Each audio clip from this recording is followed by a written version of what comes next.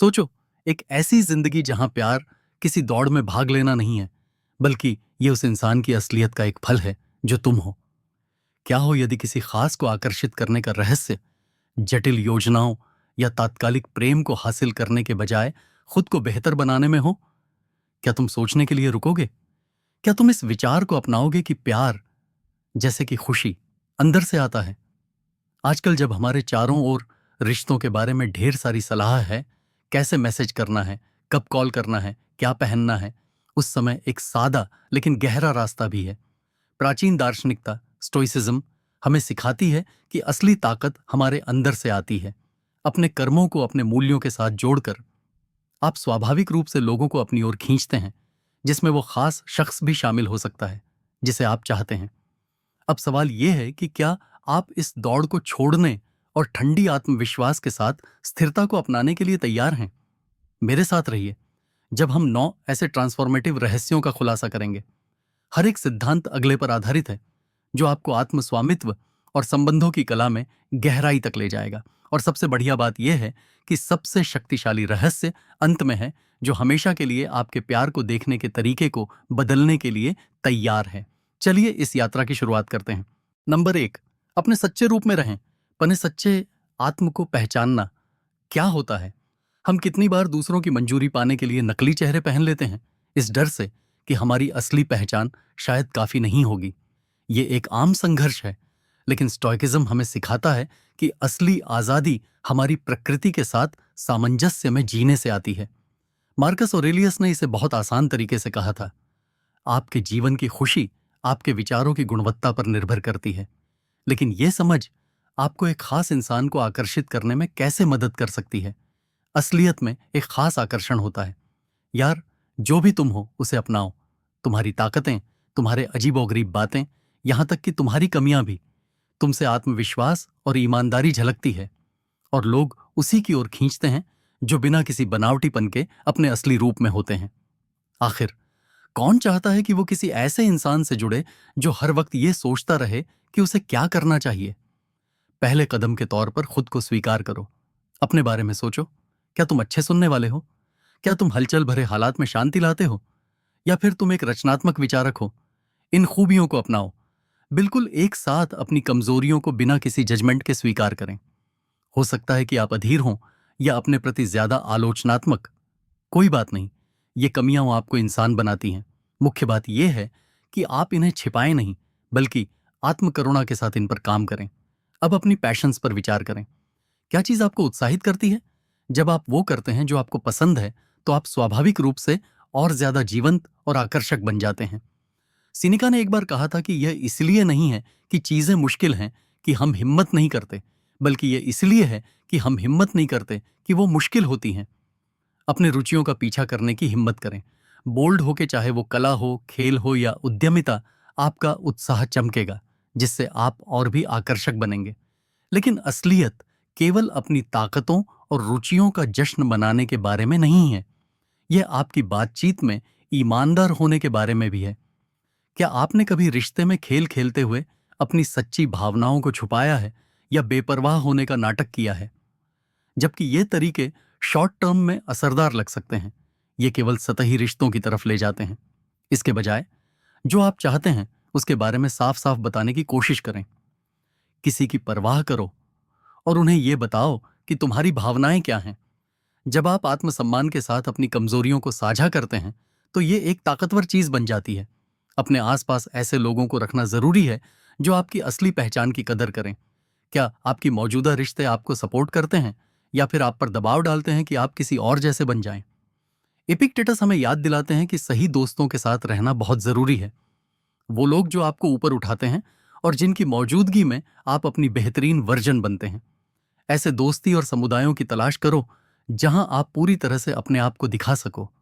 जब आप ऐसा करेंगे, तो आप पाएंगे कि आपकी आत्मविश्वास बढ़ता है और सही लोगों को आकर्षित करने की आपकी क्षमता भी बढ़ती है। रोमांटिक पार्टनर के बारे में चलो आत्म देखभाल को नजरअंदाज न करें। जब आप अपनी शारीरिक, भावनात्मक और मानसिक सेहत का ध्यान रखते हैं, तो आप एक साफ संदेश भेजते हैं, मैं अपनी कद्र करता करती हूं। यह आत्मसम्मान बाहर की तरफ चमकता है, जिससे आप और भी आकर्षक बनते हैं। चाहे वो एक्सरसाइज हो, ध्यान की प्रैक्टिस हो या बस खुद को रिचार्ज करने के लिए थोड़ा समय निकालना, अपने भले के लिए प्राथमिकता दें। याद रखें, आप एक खाली कप से कभी भी नहीं डाल सकते। तो क्या आप मास्क उतारने और अपने असली स्वरूप को अपनाने के लिए तैयार हैं? जब आप अपने कार्यों को अपने मूल्यों के साथ मिलाते हैं और अपने आप को पेश करते हैं, तो सब कुछ बदल जाता है। आप सच में गहरे और अर्थपूर्ण रिश्तों के लिए एक जगह बनाते हैं। अगले सेक्शन में हम ये जानेंगे कि प्यार की अनंत तलाश अक्सर थकावट की ओर क्यों ले जाती है और कैसे अपने अंदर की ओर ध्यान देने से सब कुछ बदल सकता है। क्या आप और गहराई में जाना चाहते हैं? अगर आपको यह सफर अभी तक अच्छा लग रहा है तो इस वीडियो को लाइक करें और अपनी राय कमेंट में साझा करें। आपके लिए अपने असली खुद होना क्या मतलब रखता है? नंबर 2, पीछा करना बंद करें। हम अक्सर क्यों पीछा करते हैं? यह इसलिए है क्योंकि हमारा मानना है कि जितना ज्यादा हम कोशिश करते हैं उतना ही किसी का प्यार जीतने की संभावना बढ़ जाती है। लेकिन सच तो यह है कि पीछा करना अक्सर काम नहीं करता। इसके बजाय किसी को और करीब लाने के बजाय यह अक्सर उन्हें दूर कर देता है। स्टोइक्स हमें याद दिलाएंगे कि हमें दूसरों को कंट्रोल करने पर नहीं, बल्कि खुद को समझने पर ध्यान देना चाहिए। मार्कस ऑरेलियस ने लिखा था, आपके पास अपने मन पर शक्ति है, बाहरी घटनाओं पर नहीं। इसे समझो और आप ताकत पाएंगे। पीछा करने से आपकी ऊर्जा खत्म होती है और यह डेस्परेशन, हताशा का संकेत देता है, जो काफी अनअट्रैक्टिव, अप्रिय हो सकता है। एक बार सोचना, जब आपने किसी का पीछा किया था, क्या आपने कभी ऐसा महसूस किया है कि जब आप किसी के पीछे भागते हैं तो आपको ताकत मिलती है, या फिर आप थके हुए और निराश ही होते हैं? जब हम किसी के लिए कोशिश करते हैं तो हम अपनी शक्ति और आत्ममूल्य को उनके हाथ में रख देते हैं। स्टोइकिज्म हमें यह सिखाता है कि हमें अपनी शक्ति वापस लेनी चाहिए। रुकने और सोचने का पहला कदम है। अगर आप किसी को बार बार कॉल, टेक्स्ट कर रहे हैं या उनके साथ समय बिताने की कोशिश कर रहे हैं, लेकिन वो जवाब नहीं दे रहे, तो थोड़ा पीछे हटने का समय है। खुद को और दूसरे व्यक्ति दोनों को थोड़ी जगह दें। अनुपस्थिति की अपनी एक खास ताकत होती है। यह भावनाओं को संभालने की एक अलग ताकत देती है। बस समझ लो और अपने आप को प्राकृतिक तरीके से बढ़ने दो। क्या आपने कभी ध्यान दिया है कि किसी के थोड़े समय के लिए दूर जाने के बाद आप उनकी कितनी कद्र करते हैं? यही सोच यहां भी लागू होती है। दूरी से दोस्ती और रिश्तों की असली कद्र बढ़ती है, लेकिन पीछे हटना सिर्फ दूसरे इंसान के लिए जगह बनाने के बारे में नहीं है, बल्कि ये आपके लिए भी बढ़ने की जगह बनाने की बात है। जो ऊर्जा आप किसी और पर लगा रहे थे, उसे अपने अंदर वापस लाओ। कौन से शौक और रुचियां हैं जिनका आपने ख्याल नहीं रखा? उनमें डूब जाओ। जब आप अपनी व्यक्तिगत वृद्धि और खुशी पर ध्यान देते हैं तो आप स्वाभाविक रूप से बढ़ते हैं। ज्यादा आत्मविश्वासी और संतुष्ट बने।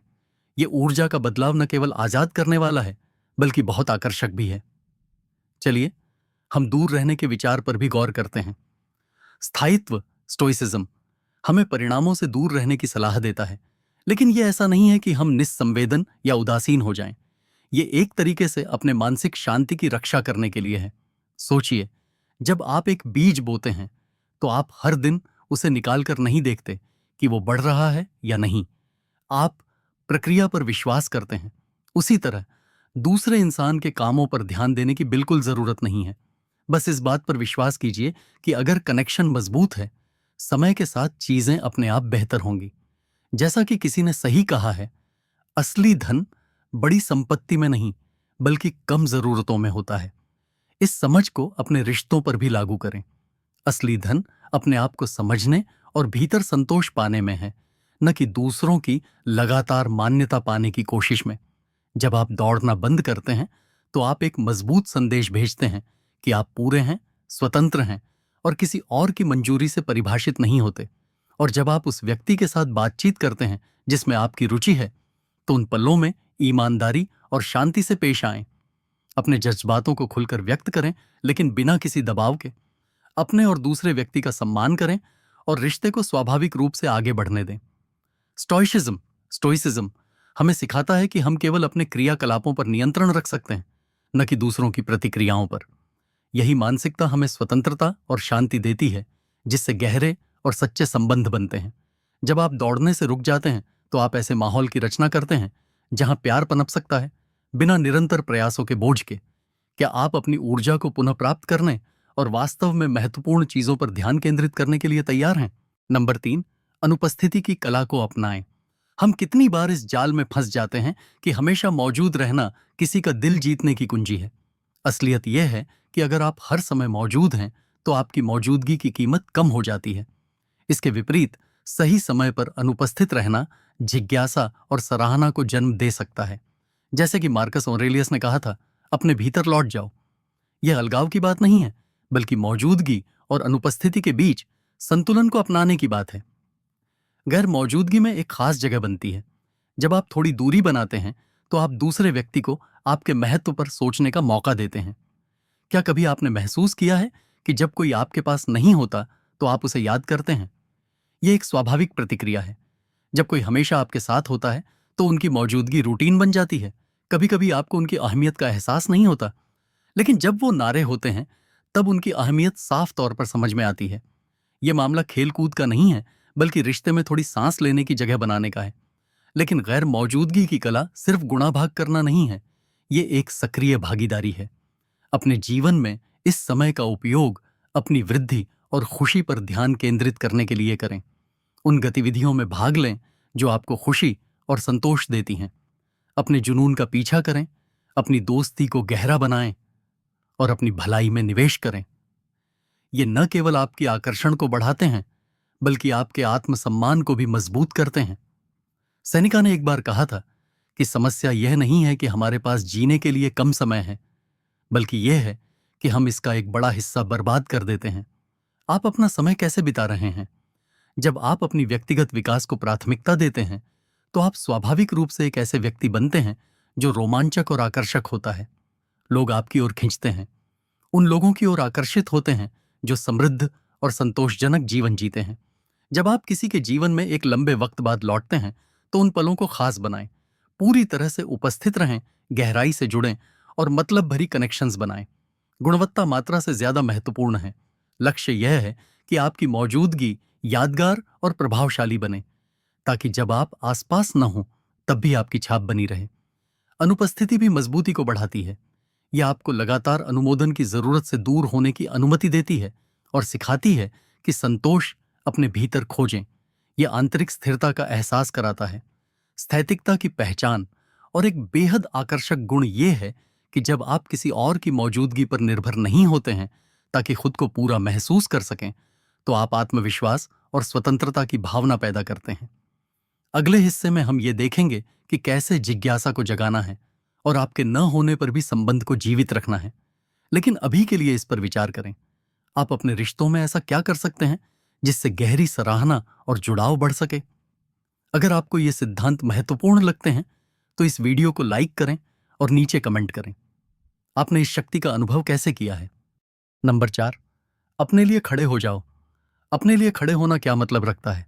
सबसे महत्वपूर्ण बात यह है कि हम कितनी बार अपनी सीमाओं और मान्यताओं से समझौता करते हैं ताकि किसी की मंजूरी पा सकें। दूसरों को खुश करने की चाह में अपनी गरिमा को भुलाना आसान होता है, लेकिन स्थायित्व स्टोइसिज्म हमें सिखाता है कि आत्मसम्मान को कभी भी तौला नहीं जा सकता। मार्कस ऑरेलियस हमें याद दिलाते हैं कि सबसे अच्छा बदला यह है कि हम उसी तरह का व्यवहार न करें जिसने हमें चोट पहुंचाई। अपने लिए खड़े होना संघर्ष के बारे में नहीं है। अपने अपने मूल्य को शांति से व्यक्त करने की बात करते हुए जब आप स्पष्ट रूप से अपनी सीमाएं निर्धारित करते हैं और उनका पालन करते हैं, तो आप यह संकेत देते हैं कि आप खुद को महत्व देते हैं। लेकिन ये सीमाएं हैं क्या? ये वो रेखाएं हैं जो आपकी भावनात्मक, शारीरिक और मानसिक भलाई की रक्षा करती हैं। क्या आपने कभी ऐसा किया है कि किसी चीज के लिए हां कहा जिसे आप नहीं करना चाहते थे, बस इसीलिए ताकि कोई विवाद या अस्वीकृति ना हो? हर बार जब हम अपनी सीमाओं को नजरअंदाज करते हैं तो हम अपने आत्मसम्मान को कम करते हैं। पहला कदम यह पहचानना है कि आपके लिए वास्तव में क्या महत्वपूर्ण है। आपकी मुख्य मूल्य क्या हैं? कौन सी हरकतें आपके लिए अस्वीकार्य हैं? रिश्तों के बारे में यह समझना जरूरी है कि ये आपको अपने सीमाएं साफ साफ बताने में मदद करता है। जब आप अपने बाउंड्रीज को इज्जत से लेकिन मजबूती से बताते हैं तो आप एक दूसरे के बीच सम्मान पैदा करते हैं। यह सब कुछ कठोर या भिड़ने के बारे में नहीं है, यह अपने आप को स्पष्ट बताने का है। ये मैं हूं और ये वो मानक हैं जिन पर मैं जीता हूं। याद रखना जरूरी है कि सीमाएं तय करने का मतलब ये नहीं है कि आपको कभी भी विरोध का सामना नहीं करना पड़ेगा। सब लोग सकारात्मक प्रतिक्रिया नहीं देंगे और ये ठीक है। सबसे महत्वपूर्ण बात यह है कि उन लोगों के साथ रहें जो आपको ऊंचा उठाते हैं। जो लोग तुम्हारी जिंदगी में हैं, क्या वो तुम्हारी सीमाओं का आदर करते हैं या वो बार बार उन्हें टेस्ट करते रहते हैं? सच्चे रिश्ते आपसी सम्मान पर ठीक से बनते हैं। कभी कभी खुद के लिए खड़ा होना मतलब है उन रिश्तों से दूर जाना जो तुम्हारे मूल्यों के खिलाफ हैं। खुद के लिए खड़े होने का मतलब यह भी है कि तुम बिना किसी अपराध बोध के अनकन कहने की क्षमता रखते हो। यह एक छोटा सा शब्द है, लेकिन इसका बहुत बड़ा असर होता है। न कहना आत्म देखभाल का एक तरीका है जो तुम्हारे समय, ऊर्जा और भावनात्मक स्वास्थ्य की रक्षा करता है। यह आसान नहीं है, खासकर अगर तुम्हें ऐसा करने के लिए नहीं सिखाया गया हो। दूसरों को खुश करने की कोशिश मत करो, लेकिन हर बार जब तुम किसी ऐसी चीज के लिए हां नहीं कहते जो तुम्हारे लिए फायदेमंद नहीं है, तो तुम अपने लिए हां कह रहे हो। अपने लिए खड़े होने का एक और पहलू है अपनी राय रखाना और अपने विश्वासों की रक्षा करना। आईएसएम हमें दुनिया के साथ सोच समझकर और आत्मविश्वास के साथ जुड़ने के लिए प्रेरित करता है। सैनिका ने एक बार कहा था, अगर तुम सच में उन चीजों से भागना चाहते हो जो तुम्हें परेशान करती हैं, तो तुम्हें किसी और जगह पर नहीं, बल्कि एक अलग व्यक्ति बनने की जरूरत है। यह बदलाव तुम्हारे विश्वासों के प्रति खड़े होने के साहस से शुरू होता है, चाहे हालात कितने भी मुश्किल क्यों न हो। जब आप अपने लिए खड़े होते हैं, तो आप दूसरों को यह भी दिखाते हैं कि आप उनके लिए भी खड़े होंगे। यह भरोसा और ईमानदारी बहुत आकर्षक गुण होते हैं। लोग ऐसे लोगों की ओर खींचते हैं जो ताकतवर लगते हैं और जिन पर भरोसा किया जा सकता है। ऐसे लोग जो रिश्तों में सम्मान के साथ व्यवहार करते हैं, यही बात विश्वास और आपसी सम्मान की नींव तैयार करती है। लेकिन सवाल यह है कि आप अपने लिए खड़े रहने के साथ साथ रिश्ते में सद्भाव कैसे बनाए रखें। इसका समाधान है संवाद। अपने अधिकारों के लिए खड़ा होना इसका मतलब आक्रामक होना नहीं है। इसका मतलब है अपनी जरूरतों और इच्छाओं को इस तरीके से सामने रखना कि सामने वाले का भी सम्मान हो। यह आपके लिए और दूसरे व्यक्ति के लिए ईमानदार बातचीत का रास्ता खोलता है, जिससे दोनों पक्ष एक दूसरे की सीमाओं को समझते और सम्मान करते हैं। आखिर में याद रखें कि अपने लिए समझ बनाना एक जिंदगी भर की प्रक्रिया है। जैसे जैसे आप बढ़ते और बदलते हैं, आपके मूल्य और सीमाएं भी बदल सकती हैं। नियमित आत्म प्रतिपुष्टि करना आपको अपने असली स्व के साथ जुड़े रहने में मदद करता है। जब आप अपने सिद्धांतों के अनुसार जीते हैं, तो न केवल आप ऐसे लोगों को आकर्षित करते हैं जो आपका सम्मान करते हैं, बल्कि आप गहरे और वास्तविक संबंध भी बनाते हैं। क्या आप अपनी भलाई के लिए खड़े होने के लिए तैयार हैं? अपनी सीमाओं और मूल्यों को समझो। इससे तुम अपनी ताकत को फिर से हासिल करोगे और अपनी जिंदगी में ज्यादा स्वस्थ और संतोषजनक रिश्तों को आमंत्रित करोगे। नंबर 5, आज के तेज भागती और आपस में जुड़े हुए दुनिया में जानबूझकर अनुपस्थित रहना कुछ अटपटा लग सकता है। आखिरकार हमें अक्सर यही सिखाया जाता है कि संबंध बनाने के लिए हमें हर समय मौजूद रहना चाहिए, हमेशा उपलब्ध रहना चाहिए और निरंतर बातचीत में रहना चाहिए। लेकिन क्या होगा अगर असल में सही बात यह है कि पावर इस बात में है कि कब पीछे हटना है? क्या होगा अगर थोड़ी जगह बनाना आपकी मौजूदगी को और भी ज्यादा अर्थपूर्ण और प्रभावशाली बना सके? यही है अनुपस्थिति की कला, जो स्टोइसिज्म में गहराई से निहित है। मार्कस ऑरेलियस ने लिखा था, अपने आप में लौट जाओ। यह सलाह रिश्तों से पीछे हटने के बारे में नहीं है, बल्कि मौजूदगी और अनुपस्थिति के बीच संतुलन बनाने के लिए है। क्यों? क्योंकि जब अनुपस्थिति को समझदारी से अपनाया जाता है, तो यह सराहना को बढ़ावा देती है। सोचिए, हम कितनी बार चीजों को साधारण समझ लेते हैं बस इसलिए क्योंकि वो हमेशा वहां होती हैं। जब कुछ या कोई हमारे जीवन से गायब होता है, तभी हम उसकी असली अहमियत को समझते हैं। अगर आप हमेशा मौजूद रहते हैं, तो आपकी मौजूदगी एक तरह से सामान्य और अनुमानित हो जाती है। लेकिन जब आप थोड़ा पीछे हटते हैं, तो आप दूसरे व्यक्ति को यह सोचने का मौका देते हैं कि आप उनके जीवन में क्या महत्वपूर्ण हैं। क्या आपने कभी यह महसूस किया है कि जब आप किसी के साथ नहीं होते, तो उनकी याद और चाहत और भी बढ़ जाती है? यह कोई चालबाजी नहीं है, यह तो इंसानी फितरत है। अनुपस्थिति के चलते भावनाएं गहराई में जाती हैं और सराहना बढ़ती है। फिर भी अनुपस्थिति अपनाने का मतलब यह नहीं है कि आपको पूरी तरह से गायब हो जाना है या खुद को दूर रखने का नाटक करना है। यह सब एक ऐसे रिद्म ढूंढने के बारे में है जो आपकी जरूरतों और रिश्ते की जरूरतों का सम्मान करे। इस समय का इस्तेमाल अपने ऊपर निवेश करने के लिए करें, अपनी रुचियों में डूबें, व्यक्तिगत लक्ष्यों का पीछा करें और अपनी भलाई का ध्यान रखें।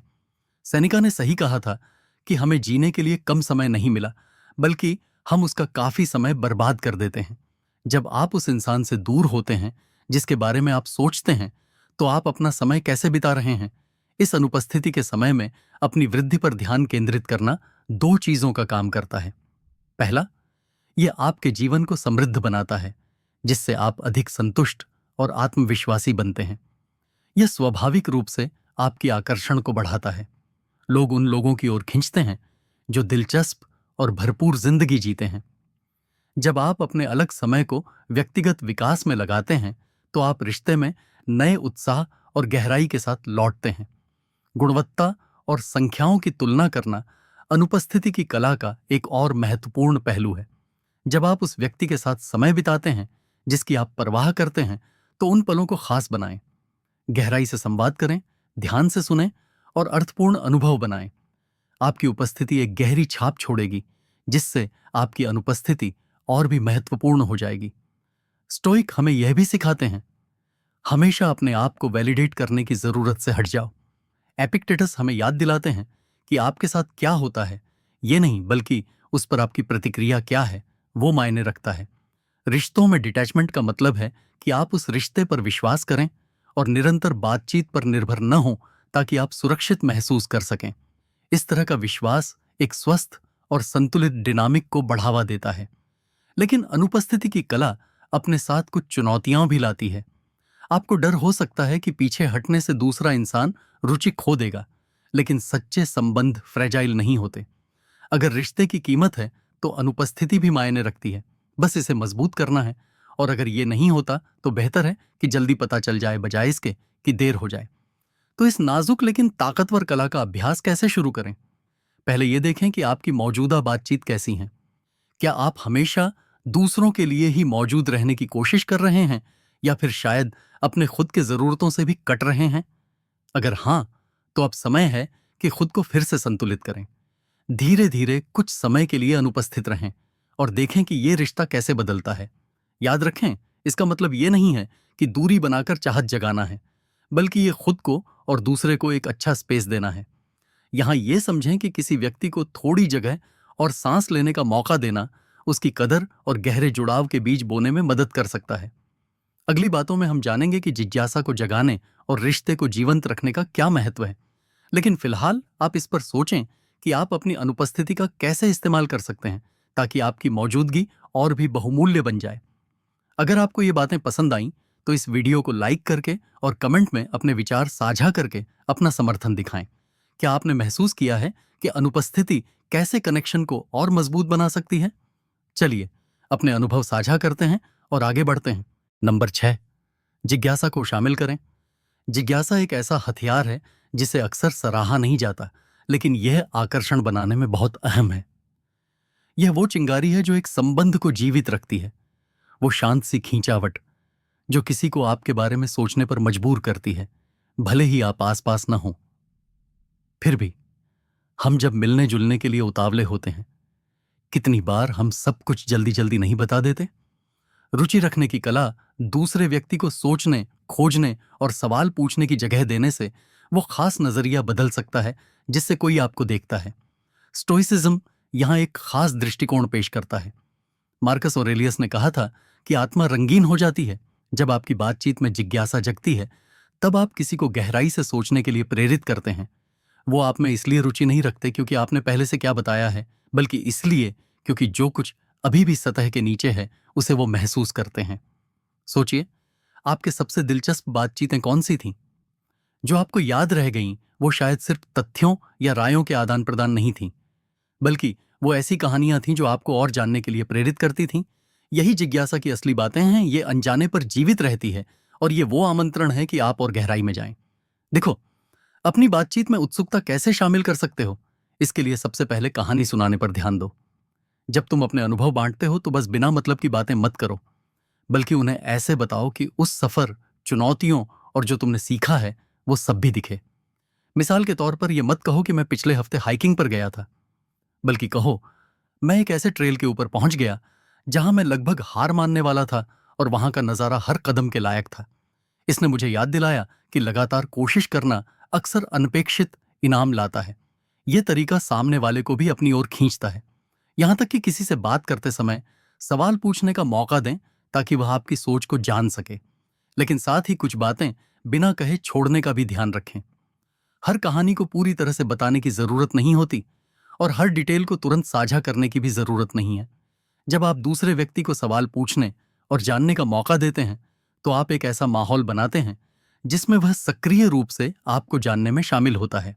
लेकिन जिज्ञासा एकतरफा नहीं होती। दूसरे व्यक्ति में सचमुच रुचि दिखाना भी उतना ही असरदार होता है। जब आप सोच समझकर सवाल पूछते हैं और सच में सुनते हैं तो इसके गहरे प्रभाव होते हैं। उनके उत्तरों को सुनकर ऐसा माहौल बनाएं जहां वे खुद को महत्वपूर्ण और समझा हुआ महसूस करें। लोग उन लोगों की तरफ खींचते हैं जो उन्हें देखते हैं। क्या आप उनके जुनून, अनुभवों और सपनों के बारे में जानने में रुचि रखते हैं? पूछें, सुनें और सोचें। सैनिका यहां कुछ अनमोल सलाह देती हैं। सबसे शक्तिशाली वो होता है जो खुद पर नियंत्रण रखता है। जब आप अपने अंदर सहज होते हैं और दूसरों में सच में रुचि दिखाते हैं तो आप एक हल्का आत्मविश्वास पैदा करते हैं जो न सिर्फ भरोसेमंद होता है बल्कि दिलचस्प भी होता है। आपकी जिज्ञासा यह दिखाती है कि आप सिर्फ प्रभावित करने के लिए नहीं बल्कि सच में जानना चाहते हैं। आप मीनिंगफुल कनेक्शन में गहराई से जुड़े हुए हैं।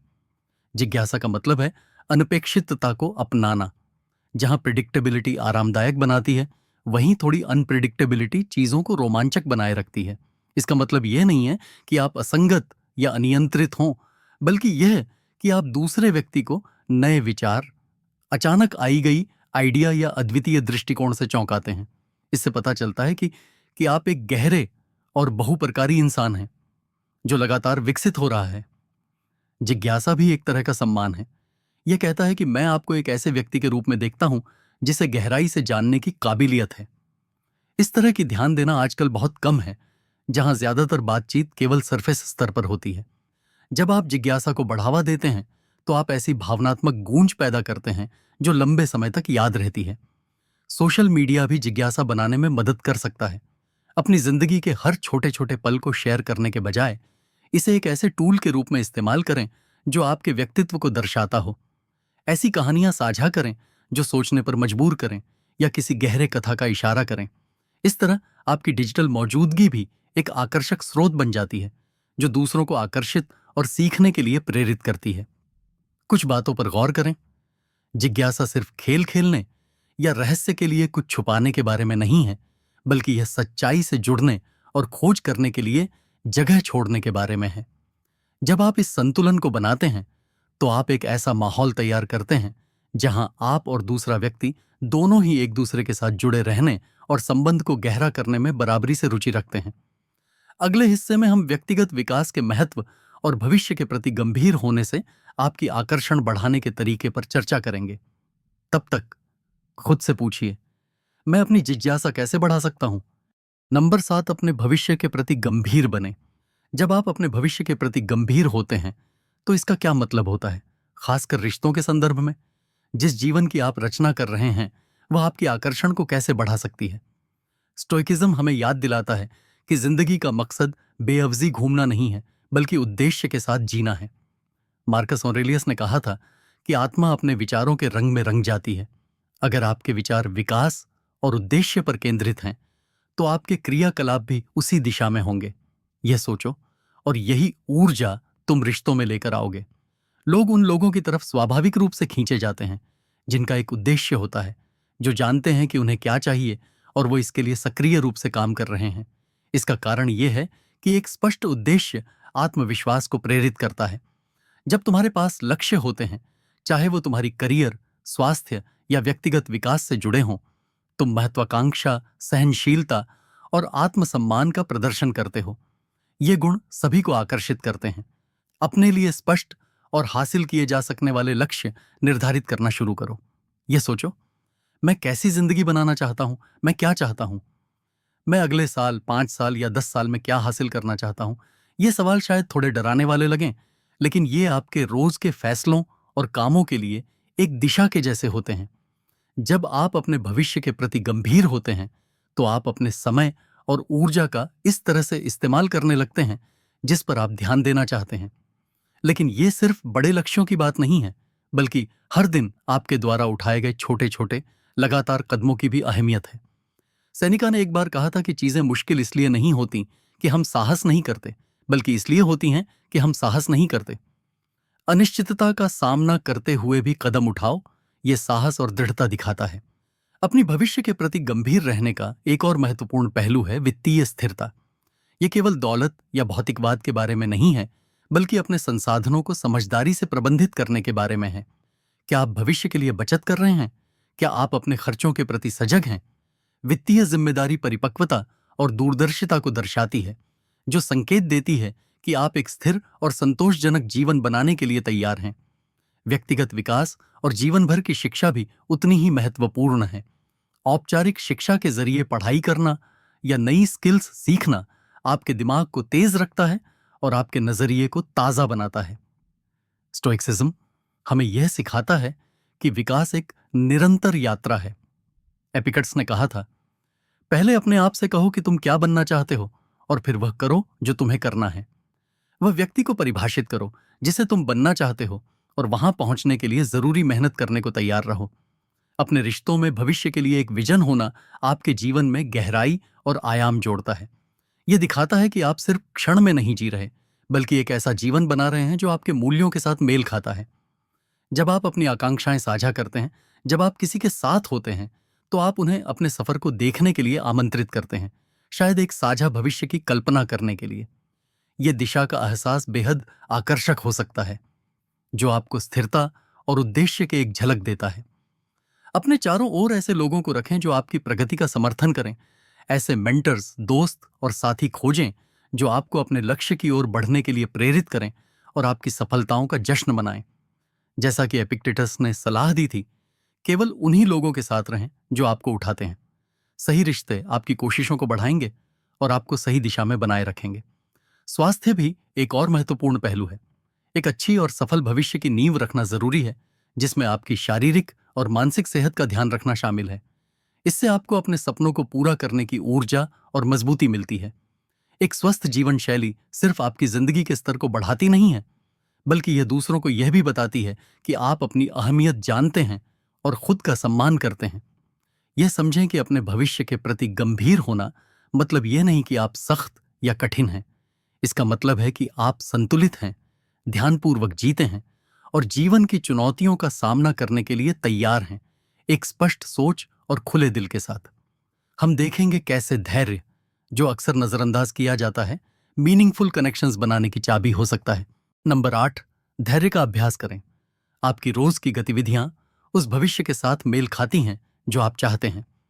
आजकल तुरंत संतोष पाने की चाहत में धैर्य रखना एक भूला हुआ गुण सा लगने लगता है। हमें तुरंत परिणाम चाहिए, चाहे वह व्यक्तिगत विकास हो, करियर में तरक्की या रिश्तों में। लेकिन स्टोइसिज्म हमें यह सिखाता है कि जिंदगी में सबसे कीमती चीजें, जैसे प्रेम, को बढ़ने के लिए समय चाहिए। मार्कस ऑरेलियस हमें याद दिलाते हैं कि कोई भी बड़ी चीज बिना समय के नहीं बनती। बिल्कुल, यहां पर आपके दिए गए टेक्स्ट का हिंदी में अनुवाद है।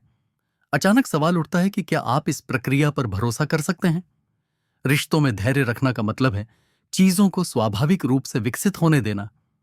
क्या आपने कभी ऐसा महसूस किया है कि किसी रिश्ते को जल्दी आगे बढ़ाना है, उम्मीद है कि अनिश्चितता को पीछे छोड़कर एक सुरक्षित जगह तक पहुंच सकें? यह भावना समझ में आने वाली है, लेकिन अक्सर यह नुकसानदायक होती है। सच्चे रिश्ते में समय लगता है। भरोसा बनाना, समझ विकसित करना और भावनात्मक नजदीकी धीरे धीरे बनती है। इसे मजबूर नहीं किया जा सकता। इसे इस तरह से समझें कि जैसे एक पेड़ लगाना, आप इसकी विकास को तेज नहीं कर सकते, सिर्फ इसकी डालियों को खींचकर। बड़े प्यार से इसकी देखभाल करो, पानी दो, धूप दो और ध्यान रखो, ये सोचकर कि वक्त के साथ ये फल फूल जाएगा। रिश्ते भी इसी तरह काम करते हैं। धैर्य रखने से दो लोग बिना किसी उलझन के साथ साथ बढ़ सकते हैं। व्यक्तिगत विकास के लिए भी धैर्य जरूरी है। क्या तुमने कभी कोई लक्ष्य रखा है और फिर जब प्रगति धीमी लगती है तो फ्रस्ट्रेट हुए हो? सैनिका का यह फरजाना है। समय सच्चाई को सामने लाता है। प्रगति हर पल दिखाई नहीं देती, लेकिन हर छोटा प्रयास एक बड़े बदलाव में योगदान देता है। चाहे तुम कोई नई कला सीख रहे हो या अपनी भावनाओं पर काम कर रहे हो, स्वास्थ्य या किसी लंबे समय के लक्ष्य का पीछा करना, धैर्य आपको जमीन पर बनाए रखता है और आपको फोकस्ड रखता है। धैर्य को अभ्यास करते करते आप यात्रा की सराहना करना सीखते हैं, बजाय इसके कि केवल मंजिल पर ध्यान दें। यह सोच न सिर्फ चिंता को कम करती है, बल्कि आपको वर्तमान में अधिक उपस्थित रहने में भी मदद करती है। जब आप हर बातचीत में पूरी तरह शामिल होते हैं, तो आप दिखाते हैं कि आप सामने वाले की समय और साथ की कद्र करते हैं। इस तरह का सचेत कनेक्शन बहुत दुर्लभ और आकर्षक होता है। लेकिन धैर्य का मतलब ये नहीं है कि आप निष्क्रिय रहें। यह तो सक्रिय रहना है। आपके विकास की बात की गई है, यह समझते हुए कि कुछ चीजें आपके नियंत्रण से बाहर होती हैं। एपिक्टेटस हमें याद दिलाते हैं कि आपके साथ क्या होता है यह ज्यादा मायने नहीं रखता, बल्कि आप उस पर कैसे प्रतिक्रिया करते हैं, यह महत्वपूर्ण है। संबंधों में इसका मतलब है कि जबकि आप एक कनेक्शन को बढ़ा सकते हैं, आप इसकी गति या परिणाम को तय नहीं कर सकते। आभार धैर्य का एक शक्तिशाली साथी है। जब आप उस पर ध्यान केंद्रित करते हैं जो आपके पास है, न कि उस पर जो आपके पास नहीं है, तो आप संतोष को बढ़ावा देते हैं। क्या आप अपने द्वारा किए गए प्रगति के लिए, आपने जो सबक सीखे हैं और उन अनुभवों के लिए आभारी हैं जिन्होंने आपको बनाया है? दृष्टिकोण आपको अधीरता से सराहना की ओर ले जाता है। और अंत में धैर्य आपको मजबूती सिखाता है। यह आपको परेशानियों से बिना उम्मीद खोए निकलने में मदद करता है, जिससे आप चुनौतियों का सामना कर पाते हैं। चाहे वह सही इंसान का इंतजार करना हो, एक नई रिश्ते को संजोना हो, या व्यक्तिगत सफलताओं को हासिल करना हो, धैर्य आपके अंदर की ताकत को बढ़ाता है। अब हम आखिरी राज की ओर बढ़ते हैं। सोचिए, धैर्य का अभ्यास कैसे आपके सफर को, रिश्तों और जीवन दोनों में समृद्ध बना सकता है। नंबर 9 बा आंतरिक शांति बनाए रखें। इस शोरगुल, भटकाव और भावनात्मक हलचल से भरी दुनिया में अपने अंदर की शांति बनाए रखना बहुत जरूरी है। आंतरिक शांति एक दुर्लभ और शक्तिशाली गुण है। सोचिए, आप वो शख्स हैं जो आपाधापी के बीच भी शांति और आत्मविश्वास बिखेरते हैं। अगर आपकी शांति आपके लिए सबसे बड़ा आकर्षण बन जाए तो? स्टोइकिज्म यह सिखाता है कि आंतरिक शांति को बनाए रखना केवल व्यक्तिगत भलाई के लिए जरूरी नहीं है, बल्कि यह दूसरों के लिए भी आकर्षक है। मार्कस ऑरेलियस ने बड़े ही समझदारी से कहा था, आपके पास अपने मन पर नियंत्रण है, बाहरी घटनाओं पर नहीं। इसे समझिए और आप ताकत पाएंगे। आखिरकार, इस दुनिया में जहां तनाव और प्रतिक्रिया सामान्य है, शांति एक ऐसा एहसास देती है जो सबको भाता है। स्थिरता यह बहुत सुकून देने वाली होती है जब आप किसी ऐसे इंसान के आसपास होते हैं जो स्थिर और शांत होता है। ऐसा इंसान जो जिंदगी के उतार चढ़ाव को अपने मूड पर हावी नहीं होने देता। जब आप इस शांत स्वभाव को अपने अंदर लाते हैं, तो आप यह सिग्नल करते हैं कि आप जिंदगी की चुनौतियों का सामना कर सकते हैं। यह एक ऐसी क्वालिटी है जिसकी तरफ लोग स्वाभाविक रूप से खींचते हैं। लेकिन आप ऐसी शांति कैसे विकसित कर सकते हैं? इसकी शुरुआत होती है अपने भावनाओं को समझने और उनसे निपटने में। स्टोइकिज्म हमें यह नहीं सिखाता कि अपने जज्बात को दबाएं, बल्कि यह समझना और उन्हें मैनेज करना सिखाता है। जब आपको गुस्सा, उदासी या चिंता महसूस होती है, तो तुरंत प्रतिक्रिया देने के बजाय बिना सोच समझ के थोड़ी देर रुककर खुद से पूछो, क्या यह मेरे हाथ में है? अगर है तो कुछ अच्छा करो, और अगर नहीं है तो उसे छोड़ दो। यह तरीका तुम्हें सही नजरिया बनाए रखने में मदद करेगा, और छोटी छोटी चीजें तुम्हारी शांति को बाधित नहीं करेंगी। माइंडफुलनेस और मेडिटेशन ऐसे औजार हैं जो तुम्हें आंतरिक शांति हासिल करने में मदद करते हैं। ये प्रैक्टिस तुम्हारे दिमाग को मौजूद रहने के लिए प्रशिक्षित करती हैं, ताकि तुम अपने वर्तमान पर ध्यान लगा सको, बजाय इसके कि अतीत या भविष्य की चिंताओं में खो जाओ। बस रोज कुछ मिनट की मेडिटेशन भी तुम्हारे स्ट्रेस को काफी कम कर सकती है और तुम्हारी स्थिति को बेहतर बना सकती है। आपकी भावनात्मक मजबूती के बारे में क्या आपने कभी अपने विचारों के साथ बस बैठकर उन्हें बिना किसी निर्णय के देखने की कोशिश की है? अगर नहीं, तो इसे आजमाने लायक है। एक और मजबूत तकनीक है गहरी सांस लेना। जब आप किसी तनावपूर्ण स्थिति का सामना कर रहे हों, तो कुछ धीमी और गहरी सांसें लें। यह सादा सा काम आपके तंत्रिका तंत्र को आराम करने का संकेत देता है, जिससे आप आवेग में प्रतिक्रिया देने की बजाय सोच समझकर प्रतिक्रिया देने का समय पा लेते हैं। सेनिका के शब्द याद आते हैं, हम अक्सर कल्पनाओं में ज्यादा पीड़ित होते हैं बनिस्बत वास्तविकता के। हमारी कई चिंताएं कल्पित भय से ही शुरू होती हैं। आप जब वर्तमान पल में खुद को स्थापित करते हैं, तो आप इन भ्रांतियों को दूर कर सकते हैं और शांति वापस पा सकते हैं। पॉजिटिव नजरिया बनाए रखना भी बहुत जरूरी है। स्टोइसिज्म हमें सिखाता है कि जीवन को उसके जैसे ही स्वीकार करें और अपनी परिस्थितियों में सबसे अच्छा करने पर ध्यान दें। जब आप इस तरीके को अपनाते हैं तो आप बाहरी घटनाओं पर कम प्रतिक्रिया देने लगते हैं। गलतियों पर ध्यान देने के बजाय आप सीखने और बढ़ने के अवसरों की तलाश करते हैं। यह नजरिया न सिर्फ आपकी खुद की भलाई को बढ़ाता है, बल्कि आपके आसपास के लोगों के लिए भी पॉजिटिविटी का स्रोत बनाता है। आंतरिक शांति और भी बढ़ जाती है। आपके चारों ओर ऐसे लोगों का होना बहुत जरूरी है जो आपको प्रेरित करें और ऊंचा उठाएं। हमेशा ऐसे लोगों के साथ रहें जो आपके अंदर का सबसे अच्छा निकालें। सही रिश्ते आपके लिए एक सहारा की तरह होते हैं जो आपको मुश्किल समय में भी शांति बनाए रखने में मदद करते हैं।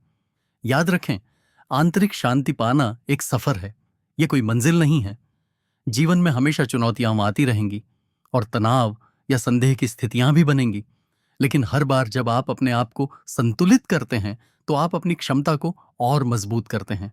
समय के साथ मजबूती के लिए शांति एक आदत बन जाती है जो आपकी विशेषता का हिस्सा बन जाती है, जिसे दूसरे लोग भी पसंद करते हैं। रिश्तों में आपकी शांत स्वभाव लोगों में भरोसा और सुरक्षा पैदा करता है। लोग किसी ऐसे व्यक्ति के साथ खुलकर बात करने में सुरक्षित महसूस करते हैं जो समझदारी से प्रतिक्रिया देता है, न कि किसी प्रकार की निंदा के साथ। इससे एक गहरा और असली संबंध बनता है जो न तो गलतफहमियों से हिलता है और न ही संघर्षों से। जब हम इन 9 राजों का समापन करते हैं तो खुद से पूछें कि आप अपने जीवन में और अधिक शांति कैसे ला सकते हैं। कौन सी आदतें आप अपनाएंगे ताकि आप हर स्थिति में संतुलित रह सकें। बुरे समय में याद रखो, तुम्हारी आंतरिक शांति ही तुम्हारी ताकत है, तुम्हारा आशियाना है और तुम्हारा मार्गदर्शक भी। तो यह है 9 शक्तिशाली रहस्य जो स्थायी दर्शन शास्त्र स्टोइसिज्म पर आधारित हैं, ताकि तुम अपने जीवन में सही इंसान को आकर्षित कर सको। यह सिद्धांत केवल तुम्हारे रिश्तों को बेहतर बनाने के बारे में नहीं है, यह तुम्हें ऐसे इंसान में बदलने के बारे में है जो स्वाभाविक रूप से प्यार और संबंध को आकर्षित करता है। कैसे?